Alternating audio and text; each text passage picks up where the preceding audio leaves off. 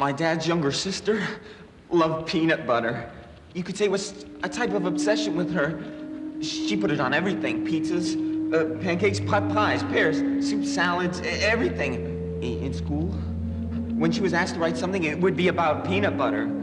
In church, she'd carry a jar of it under her overcoat and snack all through the service. Everywhere she went, she always had it with her. Sometimes at home, she'd cover herself from head to toe in the edible paste, carpet the floor with slices of bread, and roll back and forth over them, laughing and drooling. Her idols were George Washington Carver and Peter Pan. She drew their countenances in the margins of her school book and on the covers of the composition pads. My aunt's life was but a peanutty dream.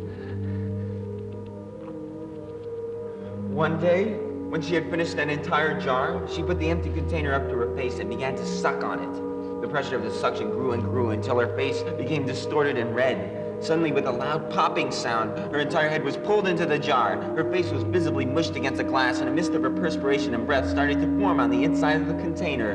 Remnants of peanut butter matted her sandy blonde hair and covered her grease-stricken face. She tried to open her eyes, but the excess of her cherubic, chubby cheeks had managed to twist itself so as to make that quite impossible. Her mouth, contorted like a Hindu practicing yoga, was open in places, allowing her teeth to scratch against the container when she tried to move her head.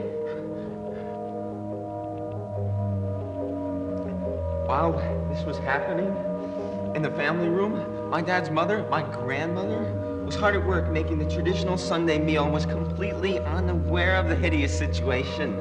She continued with dinner preparations until a dull, thumping sound, accompanied by a muffled yelling, drew her attention. She walked into the family room to find my aunt beating her pickled head wildly against the wall, tears streaming from her eyes.